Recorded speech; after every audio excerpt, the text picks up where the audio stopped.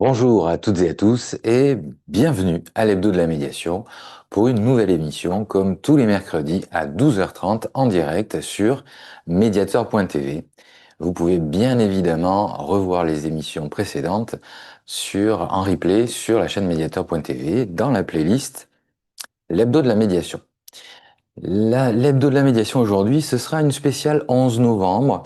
Un spécial 11 novembre et en même temps on va parler des 12 défis de la profession de médiateur qui viennent en fait jalonner les émissions tout au long de l'année, tout au long de l'année certes, mais les 12 défis de l'entente ont pour visée de favoriser l'émergence du siècle de l'entente. Donc beaucoup d'impact attendu, mais aussi beaucoup d'engagement. Alors les engagements, ils peuvent être de plusieurs ordres et on va voir aujourd'hui que en fait, il y a dans les commémorations du 11 novembre un élément qui rejoint un des défis qui est porté par la profession de médiateur, qui est le défi numéro 4, qui est réduire l'intensité conflictuelle à un niveau non belligène. Alors pour le dire autrement, il s'agit en fait d'accompagner les civilisations, les pays, les participants, les décideurs, tout ce que vous voulez, en fait, tous ceux qui font que il peut y avoir des guerres, accompagner de manière à leur transmettre des outils qui permettent de réduire cette intensité conflictuelle pour que un conflit ne dégénère pas en guerre. Et pourquoi? Eh bien, c'est au travers de ces commémorations du 11 novembre qu'on peut s'attarder sur quelques principes, quelques éléments d'histoire qui, bien, aujourd'hui sont encore présents. Lors de cette guerre de 14-18, 1914-1918, puisque ces commémorations sont pour l'armistice de cette première guerre mondiale, bien, lors de cette guerre, et notamment pendant les 2 premières années, c'est-à-dire 1914 et 1915, il y a eu un nombre de fusillés, pour l'exemple, qui est considérable. Alors, le problème, c'est qu'on n'a pas tous les textes, donc on n'a pas pu, quand je dis on, c'est pas forcément nous, médiateurs, mais c'est plutôt l'histoire, on n'a pas pu répertorier exactement et précisément tous les morts de l'histoire qui ont été fusillés, pour l'exemple, lors de cette guerre. A priori, un consensus donne un chiffre approximatif de plus de 700 personnes, 700 soldats français tués par l'armée française, sous prétexte qu'en fait, ils refusaient d'aller tuer des gens. Refuser d'aller tuer les gens, eh bien, c'est considérer qu'il peut y avoir d'autres solutions que la guerre. Alors vous me direz peut-être qu'à ce moment-là, les solutions étaient très faibles. Oui, peut-être. N'oublions pas quand même que les personnes qui sont allées se battre parce que deux États, c'est-à-dire deux dirigeants finalement, ont décidé d'entrer en guerre. Alors, pour des enjeux, des intérêts, très certainement. Mais en fait, en médiation professionnelle, on voit ça très bien. Un conflit n'a aucun aspect qui soit déterminant dans les enjeux et intérêts pour faire un conflit. Le conflit, il n'est pas lié aux enjeux et aux intérêts, il est lié à la manière dont les personnes échangent entre elles. D'ailleurs, vous pouvez le voir tout autour de vous, en fait. Vous êtes dans un repas de famille, vous parlez politique, et évidemment, vous n'êtes pas tous d'accord sur vos positionnements politiques. Est-ce que ça dégénère forcément en conflit? Est-ce que vous en finissez à vous battre les uns les autres, à mettre les points en avant? Eh bien non, pas nécessairement. Ça va dépendre de la façon dont vous allez échanger avec l'autre, quelle est la place que vous laissez au point de vue de l'autre et quelle intention vous semblez lui prêter et si vous souhaitez ou non le contraindre à voir exactement ce que vous considérez être comme le point de vue raisonnable pour tout le monde. Mais dans une guerre, ça va être la même chose en fait, c'est qu'il y a des dirigeants et quelques-uns autour, qui vont se retrouver dans des situations où ils vont devoir faire un choix. Et quand ils ne voient pas comment faire autrement, on finit par des positions armées, des guerres, des personnes qui vont au combat, qui sont envoyées par ces dirigeants. qui n'ont la plupart du temps rien demandé. D'ailleurs, vous voyez, avec ces exemples de fusillés pour l'exemple, il y en a même qui refusaient et qui finalement ont été tués pour le principe, hein, fusillés pour l'exemple, parce qu'ils refusaient d'aller au combat. Donc, les guerres aujourd'hui, c'est la même chose, à peu près, hein, mais c'est la même chose quand même. Vous envoyez des gens vous battre à votre place, ils vont mourir à votre place pour vous, parce que vous en avez décidé ainsi. Et alors, si la profession de médiateur est impliquée dans cette idée, dans ce concept, qu'il pourrait y avoir d'autres solutions que la guerre, c'est parce que, en termes d'accompagnement à la qualité relationnelle, nous avons les outils pour permettre d'éviter d'en venir au point, parfois aux armes d'ailleurs, avec des outils qui sont les outils de l'ingénierie systémique relationnelle.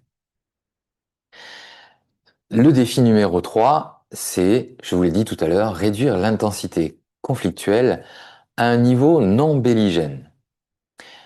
Ça signifie que la profession est prête à s'impliquer auprès des personnes qui seront en position de pouvoir, ou qui le sont déjà, ou qui l'ont été, à quelque niveau que ce soit, de manière à les accompagner, leur transmettre des outils, leur transmettre les concepts, les outils et les méthodes de l'ingénierie systémique relationnelle, de manière à ce qu'ils aient une...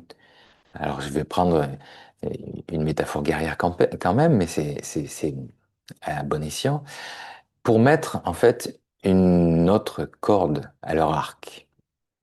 Ils vont avoir plus de choix parce qu'ils sauront qu'ils ont plus de choix et ils sauront comment faire. C'est un défi que la profession de médiateur porte.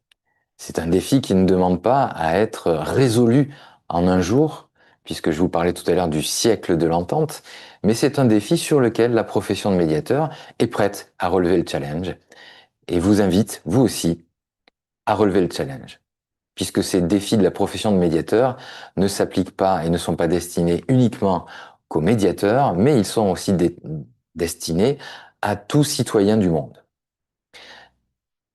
Portez cette idée-là que la guerre, il n'y a pas de fatalité et que la guerre peut être évitée. C'est possible.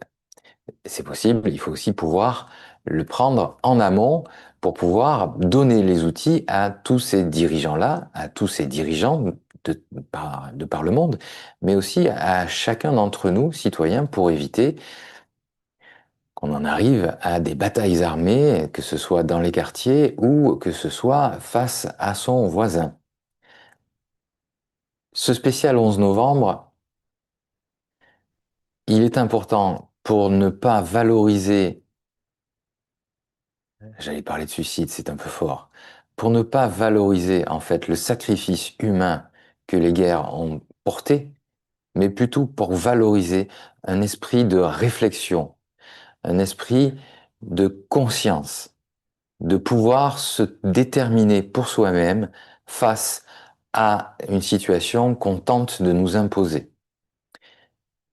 C'est important au niveau individuel, évidemment, au niveau interpersonnel, encore plus, mais c'est important aussi que chaque individu puisse aussi se positionner quand un ordre direct leur demande de faire quelque chose qui ne correspond pas à leur conscience.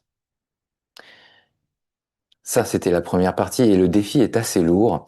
Alors, je vous invite sur un deuxième défi un peu plus léger, mais qui est en lien quand même avec celui-là. C'est le défi numéro 4. Le défi numéro 3, pardon. Enseigner la liberté. Vous voyez qu'il y a un pont qui se crée entre les deux, hein, pour que il y ait un niveau de conflictualité non belligène. Il faut aussi finalement que la liberté soit enseignée. Et la liberté, c'est pas simplement ma liberté s'arrête là où commence celle des autres, mais ma liberté s'étend à travers celle des autres. Donc plus largement elle est enseignée et plus facilement on interviendra aussi sur le défi numéro 3 qui est de réduire l'intensité conflictuelle à un niveau non belligène. Et pour ce défi numéro 3, donc, celui qui est d'enseigner la liberté, eh bien ce que l'on constate, Depuis quelques années maintenant, et ça s'accélère de plus en plus, c'est qu'il y a de plus en plus de place laissée dans les médias à ce qu'est la médiation, à échanger sur ce qu'elle peut faire pour vous, ce qu'elle fait, ceux qui la font et ce qu'elle est. Et c'est quelque chose d'assez récent et évidemment que dans le cadre de ces nombreux articles qui commencent à arriver par monts et par veaux dans les journaux, il y a aussi le fait que la médiation est un mot polysémique. Il a plusieurs sens en fonction du contexte qu'on va l'utiliser. Par exemple, un médiateur culturel a pour vocation, eh bien, de transmettre la culture à un public. C'est le tiers entre la culture et les personnes qui l'écoutent, qui sont là pour, euh, pour apprendre ce qu'est ces éléments de culture. Et vous voyez que ça n'a rien à voir, en tout cas que ça n'a pas le même objectif que le médiateur professionnel qui est là pour accompagner des personnes en situation conflictuelle ou pour les accompagner simplement pour leur permettre de développer leur potentiel de qualité relationnelle. Donc au travers de l'augmentation de la médiatisation de la médiation, eh bien il faudra aussi pouvoir être vigilant sur de quoi on parle réellement quand on parle de médiation dans cet article. Parce que la médiation polysémique, elle existe aussi, cette polysémie, au sein de tous ceux qui interviennent pour accompagner la résolution des litiges et accompagner les personnes. Il y a un courant qui est plus lié à une vision de concevoir l'humain et la régulation des relations qui est de l'ordre du juridique. Il y a des courants de pensée comme ça qui jalonnent le parcours des personnes quand ils vont avoir accès à un médiateur. Donc ce que je vous invite à faire afin que, évidemment, vous puissiez vous-même vous déterminer face au médiateur, soit que vous lisez sa prose dans la presse, soit que vous avez besoin d'un médiateur, eh bien, de vous poser la question, en fait, de quoi parle le médiateur et comment il considère ce qu'est un conflit, ce qu'est une personne et ce qu'est une relation. Et au travers de ces questions-là, de ces questions que vous vous poserez, en fait, vous allez assez rapidement pouvoir identifier que la pratique n'est pas la même, mais parce que la façon de regarder l'homme et les relations n'est pas la même non plus.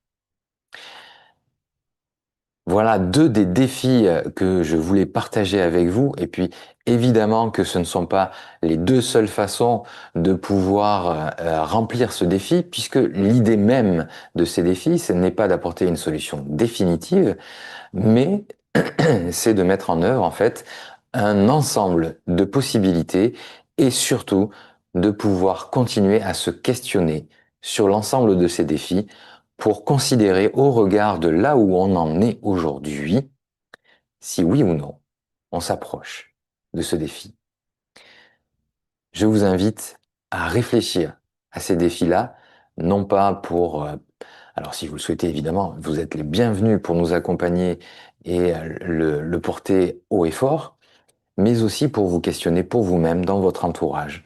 Est-ce que est-ce que ça pourrait correspondre à un défi qui a été prédéterminé par les médiateurs professionnels? Est-ce qu'en faisant ça, je contribue à transmettre la liberté, à transmettre ce qu'est la qualité relationnelle et finalement transmettre la liberté de décision?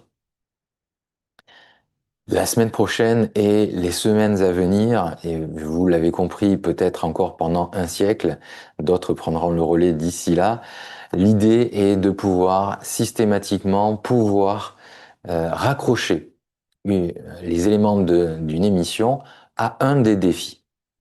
Alors, évidemment, le premier défi qui paraît assez simple, c'est que déjà, il contribue au défi numéro 4, au défi numéro 3, pardon, qui est enseigner la liberté au regard de tous les outils et de toutes les questions que nous vous invitons à vous poser. Mais systématiquement, des défis vont pouvoir être euh, complétés, mais surtout, ils vont pouvoir faire l'objet de déclinaisons qui seront soit temporelles, soit contextuelles, soit sur un périmètre beaucoup plus restreint, mais qui participent de ces défis. Il n'y a pas de question. Oui, alors Léno, tu dis, mais quel grand défi. Oui, mais ça ne veut pas dire que nous allons apporter la réponse définitive. L'idée est de contribuer à ce défi et à se poser sans cesse la question de est-ce que ça contribue à répondre à ce défi et est-ce que les générations suivantes vont avoir un outil pour se poser la question de où est-ce qu'on en est par rapport à ce défi.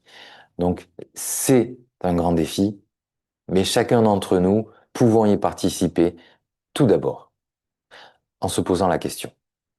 En se posant la question de ces 12 défis. En se posant la question de qu'est-ce que moi, individuellement, je peux apporter. Comment je peux contribuer à ce que petit à petit, ces défis apportent des solutions temporelles qui seront peut-être limitées dans le temps ou dans l'espace, comme je disais tout à l'heure, mais qui contribuent à ce défi. Merci à toutes et à tous d'avoir suivi cette émission spéciale 11 novembre. J'espère que vous vous renseignerez sur ces fusillés pour l'exemple qui ont eu lieu pendant la guerre 14-18 et que à chaque commémoration, vous penserez à tous ceux qui sont morts pour leurs convictions, qu'ils soient pour la guerre ou contre la guerre, mais qui ont fait un libre choix, celui de considérer que ce qui compte avant tout, c'est de réfléchir et de se positionner individuellement par rapport à ce qu'on nous dit. Merci à toutes et à tous. Rendez-vous mercredi prochain à 12h30 pour un nouvel hebdo de la médiation. Et vous pouvez bien entendu revoir toutes nos émissions en replay sur mediator.tv. Je vous invite d'ailleurs à vous abonner et aussi à réagir à ces vidéos de manière à continuer le dialogue, le débat. Merci à toutes et à tous